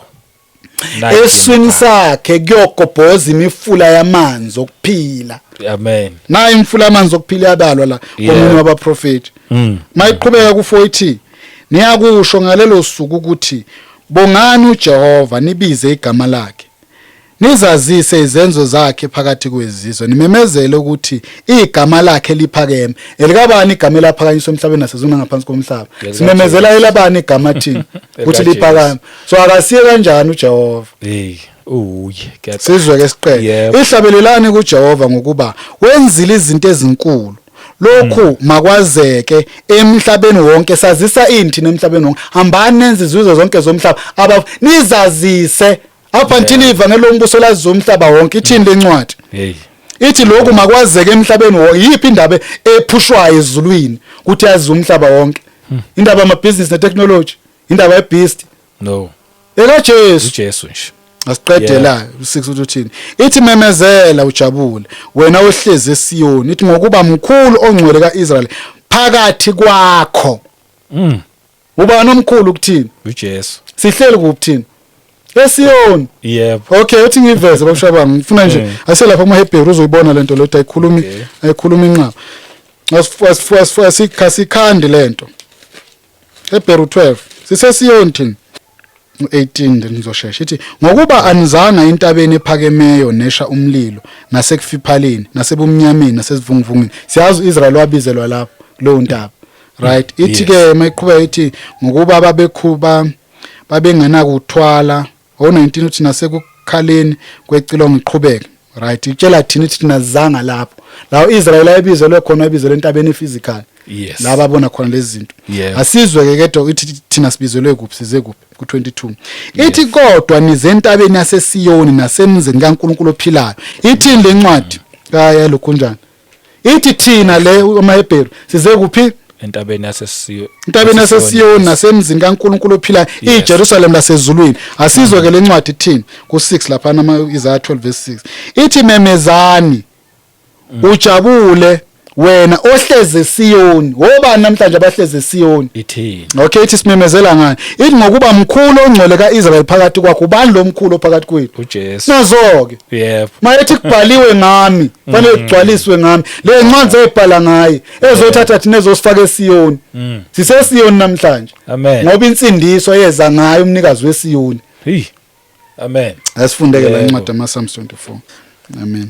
Sifunde ihloko ngesiZulu. Ukungena kwenkosi yenkazimulo ethempelini layo. Abazalwane mhlawumbe uyofuna ngibuye nesifundo sayo lencwadi. Ukungena mzalwane kwenkosi yenkazimulo ethempelini layo. Yes. Umuntu mhla yenza isono ceased, stopped from being a temple of God. uNkulunkulu enza umuntu wayemenzela ukuthi abe yithempeli lakhe. Amen. Aphile la emhlabeni uNkulunkulu kodwa engaphili ngophysical bakhe kodwa ephila ngomuntu. There is why makho umuntu ethi masimenze ngomfanekiso asifuze kodwa bese siyamthatha ayobusa on our behalf emhlabeni okungowethu. Amen. Simnike yonke into abusa beyinkosi wawo umuntu izinto zabusa kuye. Yeah. So now lencwadi sixoxela ukuthi uNkulunkulu ubuyela kanjani kuleli thempeli. Anazi yini nini ukuthi imizimba yenu iyithempeli kaNkulunkulu ophilayo na? Lencwadi ithini ke ukungena kwenkosi yenkazimulo ethempelini layo. Oh. Yebo. So la kukhulunywa ngomzimba womuntu uNkulunkulu moya esezohlala futhi lenkonge emva kwenkonzo eyenziwa uNkulunkulu ngomzimba wenyama kaKristu Jesu. Amen. Lo yamzimba wenyama kaKristu Jesu uNkulunkulu beqala futhi emva kokuwa kaAdam ukuhlala ngokugcwala.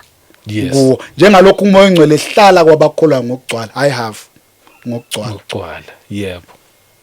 Kodwa manje lokhu kubo kuyisipho abakusebenzelanga uNkulunkulu okusebenzela. Yes. Wena uyakholwa uNkulunkulu bese yakunika.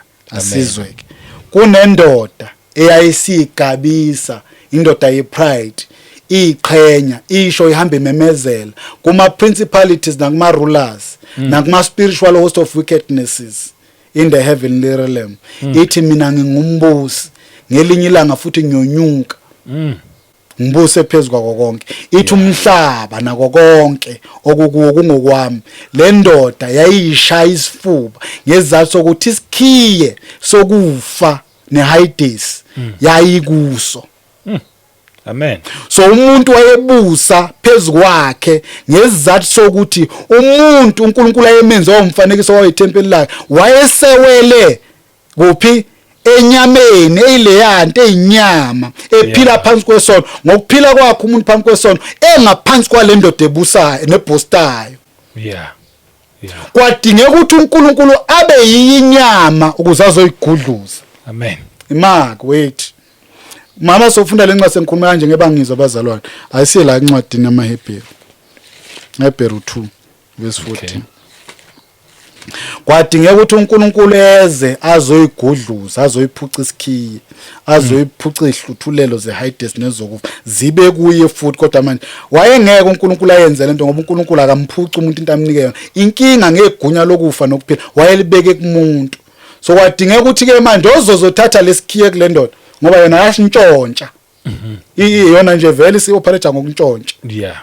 Right, yashintshontsha kumuntu. Yeah. Right. Kwadingeka ukuthi ozosithatha kube umuntu. Kwabe wathola ukuthi umuntu akekho qualify. Yes. Wathi uNkulunkulu ngizoba huye umuntu. Asizweke. Amen. Verse 14. Ithi ngakho ke njengokuba abantwana behlanganyela igazi nenyama. Abantwana bahlanganyela ini?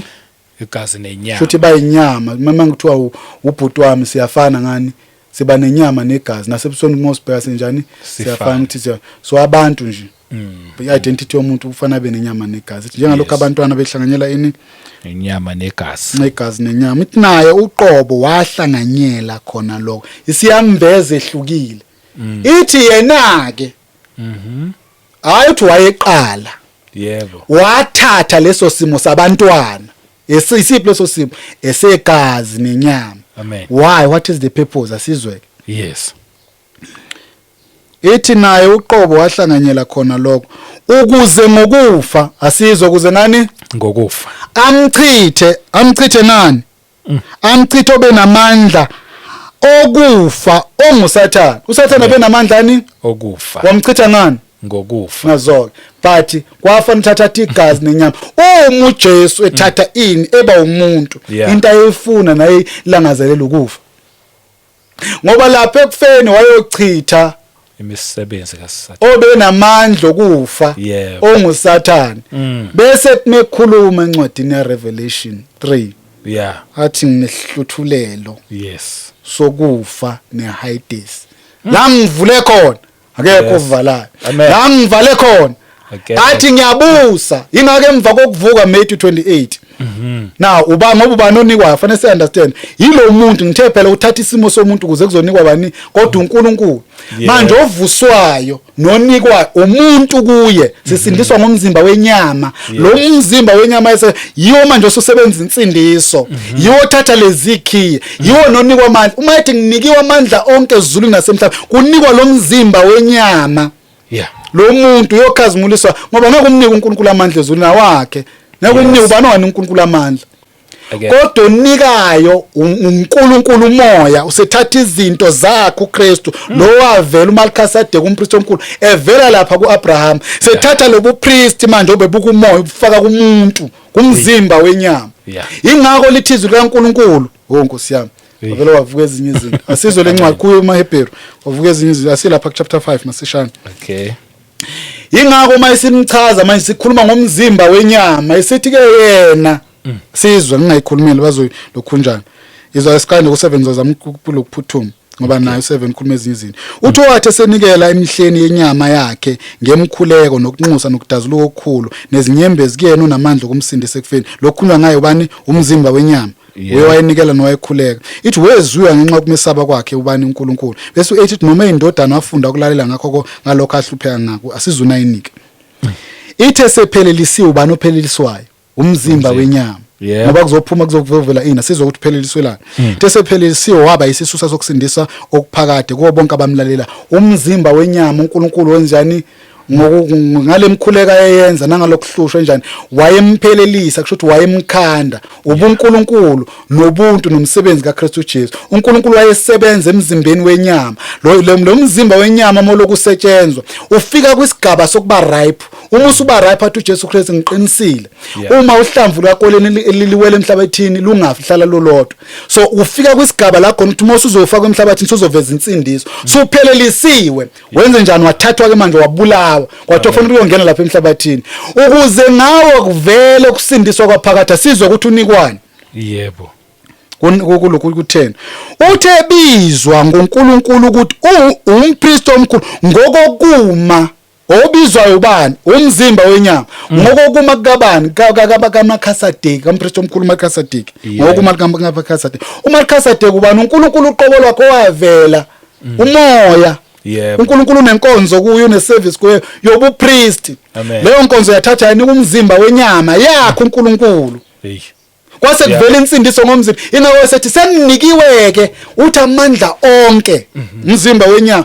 ezulwini nasemhlabeni ngakho seningahamba manje ngoba inyama isinikiwe amandla sebezothi mabekhuluma umoya sezokhona ukwenza umsebenzi ngoba ulizwi senamandla phezulu kwenyama ngoba inyama uNkulunkulu sewenzile umsebenzi wafeza woqeda kuyona isizokhona ukuthi insindiso ivele komunye nomunye umishunyayelo egameni lika Jesu Kristu waseNazareth asibuyele lencwadi ke amaSpsalms yebo 24 sizwe yabe ngidinga 2 hours namhlanje kodwa kulungile ngizozama ukukhatha sobona sosibekaphi ithi ke mayikhuluma lencwadi ithi ngithebe kunendoda eposta la izwa ukuthi uNkulunkulu uthini uthi umhlaba ungakaJehova nokugcwala kwawo izwe nabakhileyo uyayikhumbuza akhuluma kanje uyikhumbuza because kunento azoyenza emva kwalo ukuthi ungaqala ungakhulumi kwakho ungabhosi kakhulu nyeza right uthi umhlaba ungokaJehova nokugcwala kwawo uthi izwe nabakhileyo kulo akusiwo wakho owami ngazenzela wona mina yebo nencwadi kaIsaiah 45 ikhuluma same thing mayiqhubeka la uthi ngokuba yena wawusekela phezulu kwezilwandle wawumisa phezulu kwemifula ithi izinto ezenziwa yimi zonke lezi yebo izwa ku3 sexoxa enye indaba ku3 i10 manje lama kuthi uyahamba kuthiwa jika siyajika ke la jika namike sethi ngubani oyakukhuphukela entabeni kaJehova na buzwa ngumuntu la sizotshela lo muntu ukuthi onjani siyabuzwa uyabuzwa kodwa uyokuza entabeni kaJesu siyonde lesikhulunywe ngalo ubani oyokuza khona sizwe ukuthi ubani oyokuya khona yebo ithi ngubani oyakuma endaweni yakhe engcwele na so umbuzo nje lo ithi yilo nezandla ezinjani ezingenacala that's number 1 u4 izinto ebalwa la onezandla ezinjani ezingenacala nenhliziyo ehlanzekile 2 Yes. ongaphendulela umphefumulo wakhe kuphi emangeni 3 Yes. nongafungi ngenkohliso 4 umhlaba wonke wawu-assess uNkulunkulu wa-investigator wabheka umuntu onalezi zinto akatholakalanga. Yeah. Bathi khona impendulo. Jesus. Yebo. Watholakala ngoba nokuba aye uNkulunkulu nobuntu nomsebenzi. Oh. Nangumuntu. Yebo. Lo okwathi makuthiwe ebheke emhlabeni engatholakalanga wagcina etholakele. Yes. Ingakho uJohane ethi kwafuneka umuntu ozokuya kowayehleze ehlalweni sobukhosi ezulwini ayothatha nansi incwadi afunde kuyona athi akatholakalanga athi emhlabeni nasezulwini athi ngabe sengiyakhala athi kweza kimi ilunga langithinta lathi ungakhali ndodana yomuntu. Yes. Ngokuba ingwenyama yesizwe somndeni kaJuda inqobile uthi ngathi mase ngiqala sengibheka kahle ngase ngibona njengewundle esandokuhlatshwa ubani. Yebo. Umuntu Kristu Jesu waya kuyena wafika wathatha ngoba sisindiswanga kuSathane sisindiswe kuNkulunkulu esisindisela uNkulunkulu waya kuye uNkulunkulu wayothatha ngoba usekhokhile njengewundlu elalikhokha izono zabantu kaIsrael yena usengenelile la qualify lakhi igazi elakhi inani la qualify. Now otholakalayo nala uKristu Jesu. uKristu Jesu izandla zakhe azange zibe nalo icala. Yes. Inhliziyo yakhe yayihlanzekile. Zange uphendulela umphefumulo wakhe emangeni. Yebo. Futhi akafunganga ngenkohliso. Akazange. Amen. Uma ke esekwenzile lokho ngithe uyapheleliswa ubani umuntu. Ingake sebonakala ngale ethi ngase ngibona njengewundle njani esanda ukuhlatshwa esondela. Wanyukela entabeni. Yebo. kaJehova wayoma endaweni esihlalweni sobukhosi sikaNkulu wangena wafika wathatha ngoba inani lakhe liphumela phelela ukuthi asikhokhele kuNkulunkulu. Yebo. Kwenzakalani kasizwe sithe lana inkosi enkazimuli ingena ethempelini layo ayikapheli le ndaba. Yes. Now siyakubanike lana siye ku5 uzoyizwa. Yes. Ithi uyakumukela isibusiso kuJehova loyo uyakumukela ini isibusiso umuntu owasimukelela isibusiso ubukhosi bo mawufunda incwadi kaDaniel Revelation kaDaniel mikhuluma indodana yomuntu uthi wamukeliswa yini ubukhosi uJesu lo kodwa umele thina. Now ithi uyakumukela ini isibusiso kubani kuJehova uthi nokulunga kuNkulunkulu wensindiso yakhe wathi memukela ukulunga lokulunga umekumukela ukumukelela thina lesibusiso uma esimukela usumukelela thina uyasithatha kodwa uthi ngenzela abafowethu yena wathi mase kwenzile lokuhamba uthatha isibusiso wathatha nokulunga. There is why lithi ukulunga kwethu thina uye. Yebo. Kulunga kwethu uNkristu Jesu. Amen. Hallelujah. Nesibusisiso ayesithembisile. Ngisho njalo incwadi kaGalatians ithi uKristu wayezele kona lokhu kuzogcwalisa noma kuzosinika isibusiso. uNkulunkulu ayesithembisile ngomoya kuAbraham. Sesimukelileke manje ngoba uyaqualify. Right? Usiyasithatha uthi ngisinika bonke abawukholwa kimi egameni lami. Oyongivuma ngimnika isibusiso nensindiso nokulunga. Oyongivuma akuvelanga lutho ngaphandle konke okuvela. Ziyavela ibusiso kumuntu manje but ayikapheli indaba. uNkulunkulu khona la yakhona.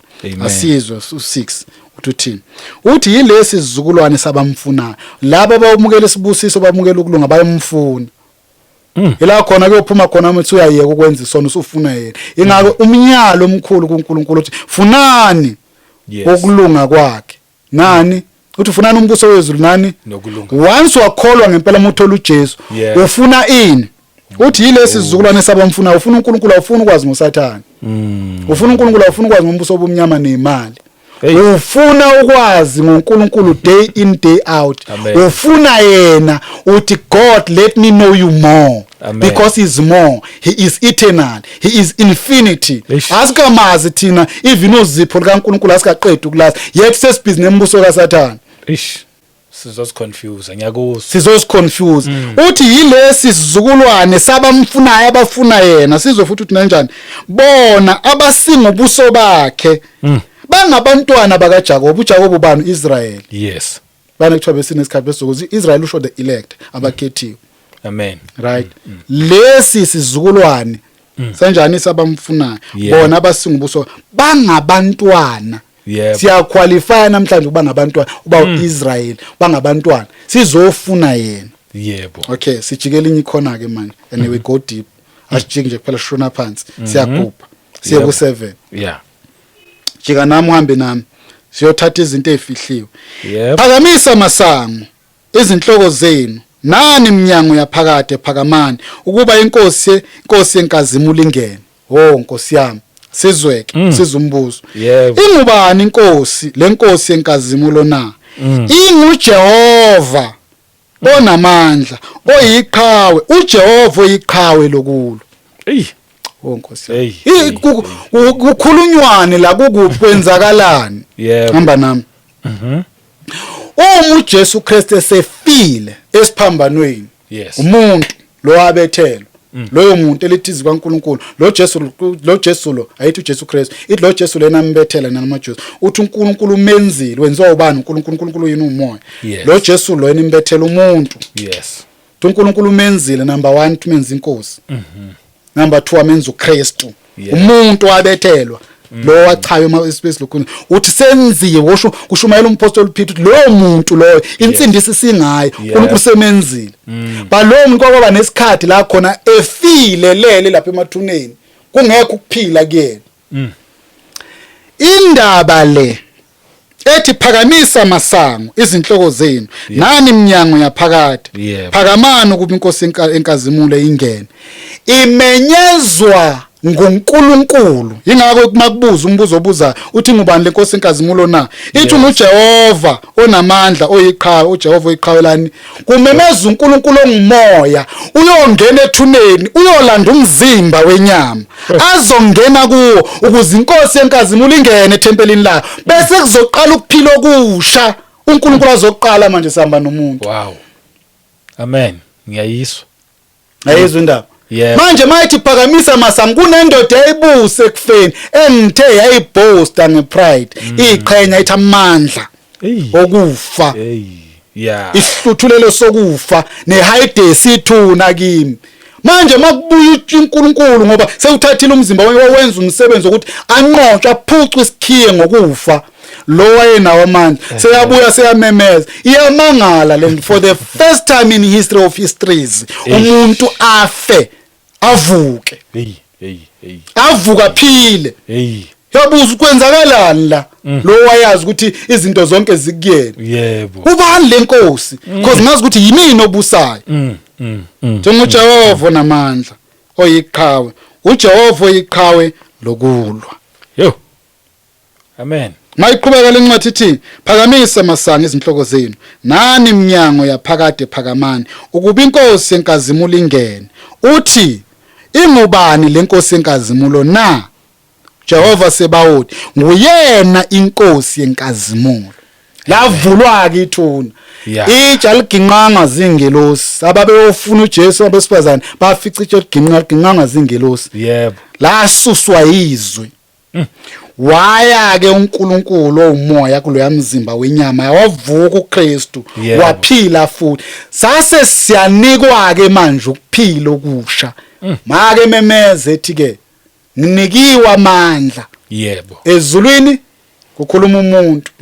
Ingakho manje sekhona uthi angene lo muntu abuse emhlabeni aphile nje emhlabeni azadle nokudla kwasemhlabeni kodwa nasezulwini ebusa khona. Ingakho lapha ekhuluma ethi ilawa amazwi engawakhuluma kini amazwi ami engakhuluma kini ngisenani lo ngisenani is before ukufa. Mase ngivukile noma nginani ngokwelokhundana ngiyinyama kodwa ngisekho nani ngoba sengikwesinye isigaba senkazimulo. Amen.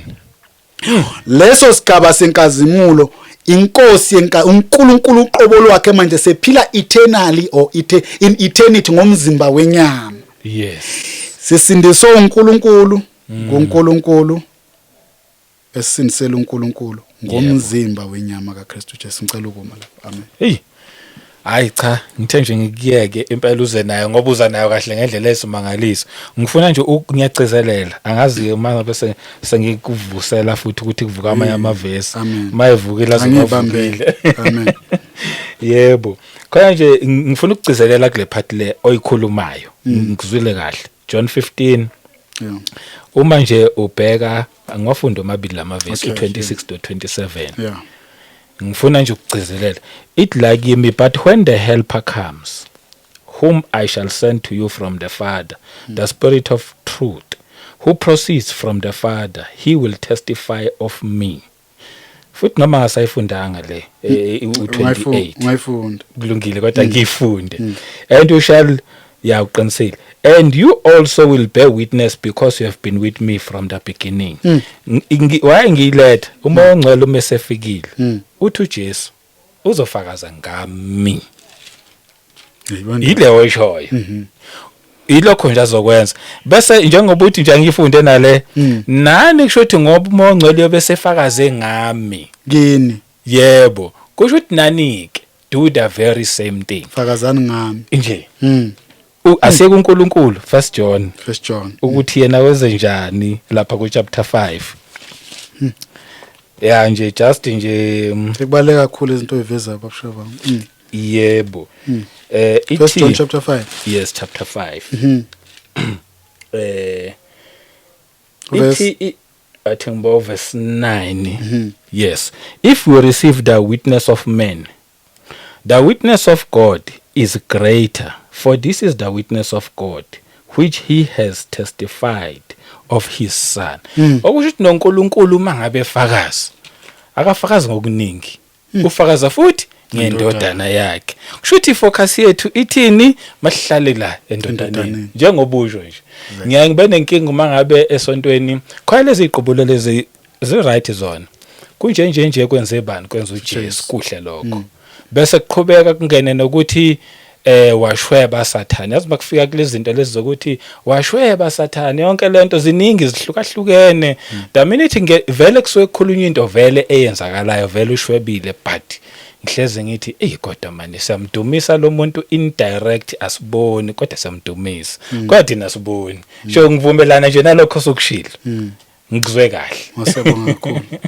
yebo hayi nizwile bazalwane engakusho nje mina ngiyithandile le message namhlanje inamadlele lezimangaliso uJesu yena yedwa kushuthi nawe ongakamthatha uJesu Kristu asiqale ngawe thatha uJesu abe inkosi nomsindisi bese kuthi thina esesikholwa asifuneni ukwazi uJesu Kristu ngoba kuyabonakala impela imibhalo le ukuthi isiphointa kuJesu yonke lokho isiphointa kuJesu masingazi uJesu kuningi impela sokunqoba futhi sobe sinqobe yonke into ngoba sobe sithole okuphelele mhlawumbe amazwi akho nje umfundisi okugcina. No, siyabonga kakhulu babusha. Plus nama contact yes. Yebo siyabonga kakhulu mhlawumbe wasiza bese ngikhohliwe. Sinenkonzo bazalwane nge13 sizobe sinobaba Ntuli abanye bayamazi akakaze afike la eQuarter to Meet. Ubengakafiki yebo. Kukhona kakhulu ku Chris Network. Siyacela abazalwane babe khona 13 June. Yes, okay. Uqala ngabo 9 siyacela nje ukuthi nifike bazalwane singakujabulela ukuba nani. Sizofundiswa yona le ndaba. Yazi uNkulunkulu until Christ is formed in us insindisi lapha. uNkulunkulu akafuna uphelelana ezulwini ufuna uJesu ngoba izulu lazi uJesu alimazi uphelelana uma uJesu engekho kuphelelana izulu livala amagede. Yebo kunjalo. Amen. Amen. Siyabonga. Amen kulungile. Ama contact 0837265711 0837265711 mhlawumbe abanye noma ngasi umkhuba wami lo abafuna ukuhlanganyela uthi mhlawumbe uyafisa nokuvakasha sisemseni primary school emndeni room number 5 noma siconsider ukushintsha ke kodwa siyokosonazisa amakhamba isikhathi kodwa kwamanje sese room 5. Siyabonga kakhulu. Sibonga kakhulu. Ayiqhubeke ukusebenzisa nje inkosi babukhumalo siyabonga nje indlela esimangaliso. Siphinde futhi sibonge nasemakhaya siyabonga siyafunda impela kunjalo nje sayibonga inkosi udumo lonke ngolwayo ngomusa wenkosi uJesu Kristu asiphinde futhi kuhlangane kwivideo elandelayo. Amen. Amen.